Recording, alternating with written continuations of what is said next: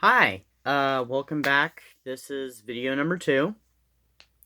Before I get started into going through, reviewing Gothic novels and talking about individual novels and stuff. Oh yeah, by the way, hi, E.D. Lewis here. You can also call me Eric.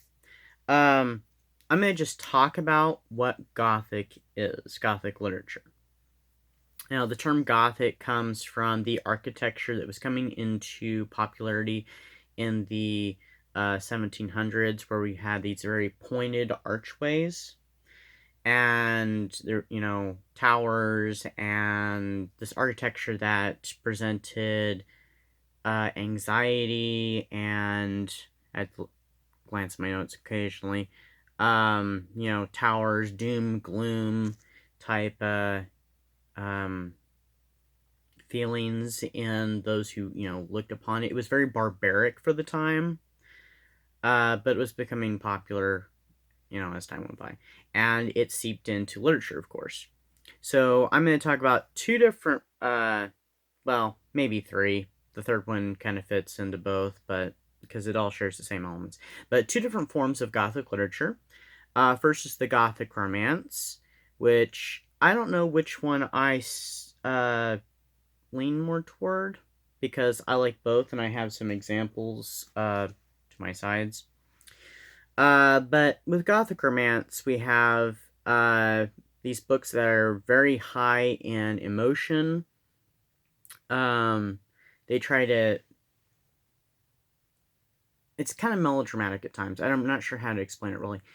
But it seeks to fill the reader with the same type of high emotion, like, high dread, high fear, not so much horror. Even in Gothic Horror, you still get that, but of course, it's a little more on the scary side than the Gothic Romance, but they usually have both a sense of suspense. But very high emotion.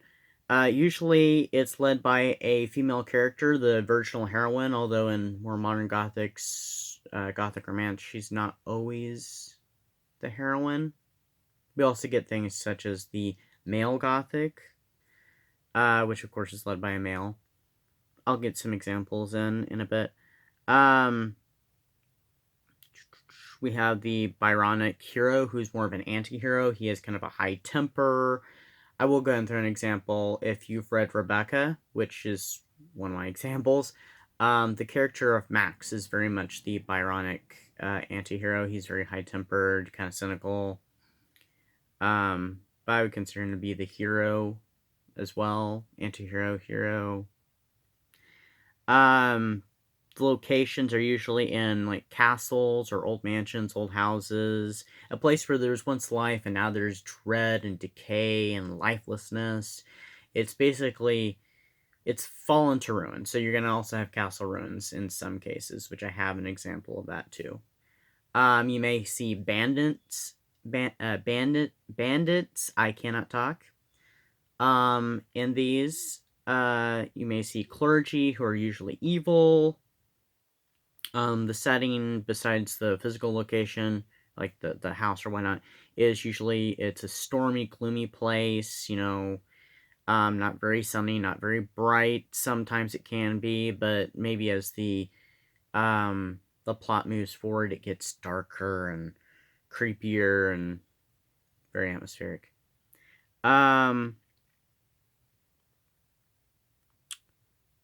There's usually elements of mystery and suspense, which sometimes these books are known as romantic suspense or romantic thrillers. Very much like you'd see Mary Stuart novels. There's sometimes supernatural elements, sometimes there's not, and sometimes it's supernatural explained, kind of like Anne Radcliffe books, like Mysteries of Udolpho. So anyway, examples of this would be like Jane Eyre, which is, to me, the epitome of Gothic and Gothic Romance, and it has that supernatural explained because she thinks something weird's going on. Well, something weird is going on, but something supernatural is going on, and it turns out not to be. But it's a very long novel, and it's my favorite, probably favorite Gothic of all time. But we also have The Castle of Otranto, which was the first Gothic story. I do not like that book. I really don't. I found it really boring except for the very end of the book. It was the most exciting part. We have Nine Coaches Waiting, which is by Mary Stewart. It's pretty darn gothic. But we also have books like, this is a more modern gothic. This is by Marilyn Ross's Dark Shadows. This is not the original cover. This is a re-release cover. Because in the original you have the girl running away, Victoria Winters, if you're familiar with Dark Shadows, is running away from Collinwood, which is very much what you'll see in, Gothic Romance, kind of like here with Casa, which has many of these elements. It has an anti-hero. It has a... Oh, I forgot about the secondary love interest. There's also a secondary love interest sometimes, and this one has that. Which can be the bandit, which I will say is the bandit in this one. And so it has many of these elements, and it has a historical spot in it. And this book is Casa by Sandra Schulman. I liked it. It reminded me a lot of Marilyn Ross. And he's probably my favorite Gothic romance writer. And he does a little Gothic horror too, but it's usually more Gothic romance, Gothic mystery, which we'll talk about that in a little bit. But we have the girl in the house, and sometimes a sinister figure. She's almost running away. There's at least one light in the background, in the house in the background. I recently finished reading this one, The Dark Shore, by, and I'm not really sure how to pronounce her name, Susan Howich. And it's in that vein of Rebecca by Daphne du Maurier, which is a very good novel. And we have Wuthering Heights by Emily Bronte.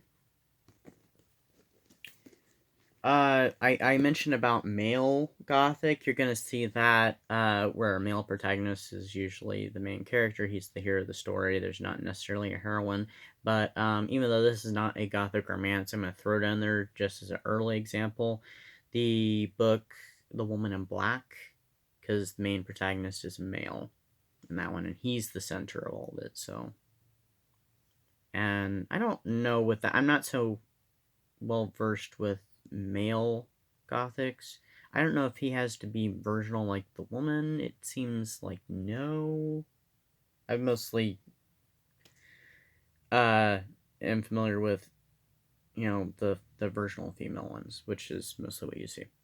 But anyway, moving on to Gothic Horror. Gothic Horror is another subgenre, and this is all, I would say, probably this is romantic literature regardless.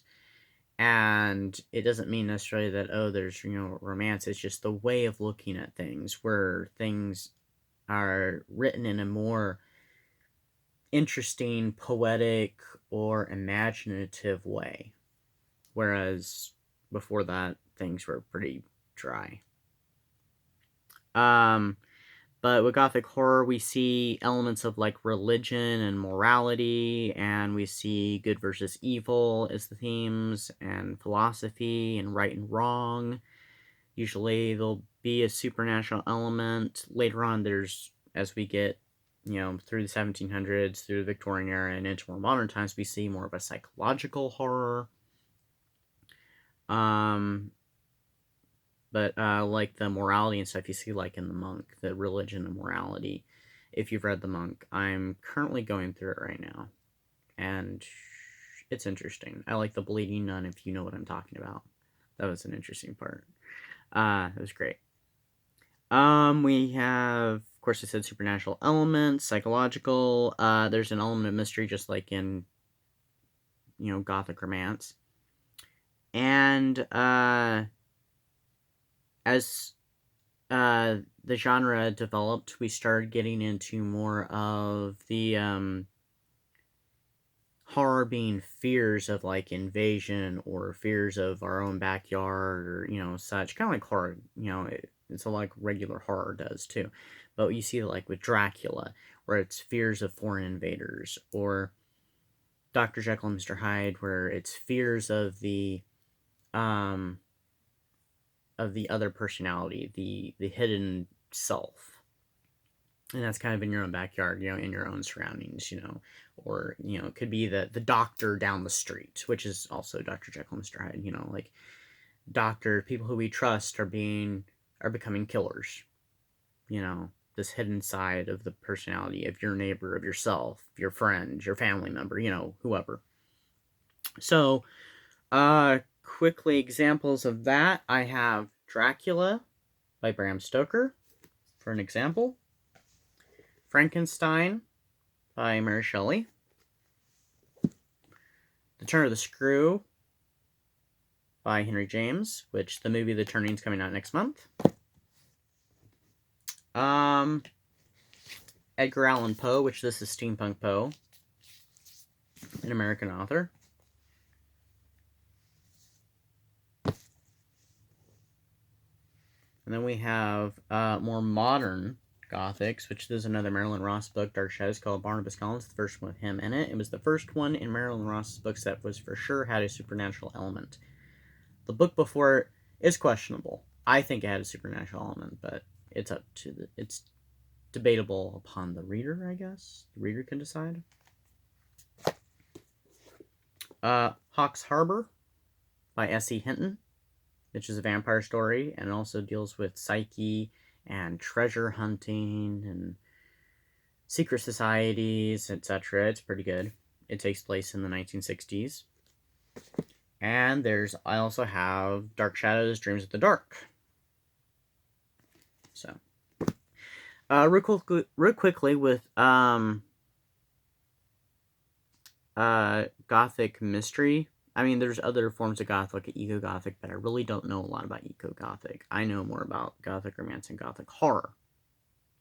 There's Gothic Mystery, which many of these books fit into both categories. It's, very much, there's usually a heroine, there's usually, doom, gloom, setting, old house crumbling. There's usually a detective or an amateur detective, or, like in Rebecca, it's just someone who stumbles upon the mystery and starts falling into place, or even like The Dark Shore. So, you're gonna get that, same elements in, from both Gothic Horror and Gothic Mystery to Gothic Horror and Gothic Romance to Gothic Mystery. I'm so sorry. So, you get things like The Hound of the Baskervilles will be considered kind of Gothic or have Gothic elements, as well as The Copper Beeches, both by Sir Arthur Conan Doyle. You'll get Rebecca, Jane Eyre, The Dark Shore. So that's pretty much it. But check me out on Wattpad. I have my first chapter of my novel published there. I'm not publishing anymore yet. I'm getting closer to finishing the novel, and it is a Gothic romance. But I'm on Wattpad under the name Eric Davis. I really don't know if I should say what my writer name on there is, but it's Eric Davis or Gothic Jockstrap. It was something to be funny. It's an inside joke. So don't judge me about that. So anyway, that's today's video. I hope you all have a good, happy New Year, which is in a few days. Hope you had a great holiday, and see you next time. Please subscribe and comment and like.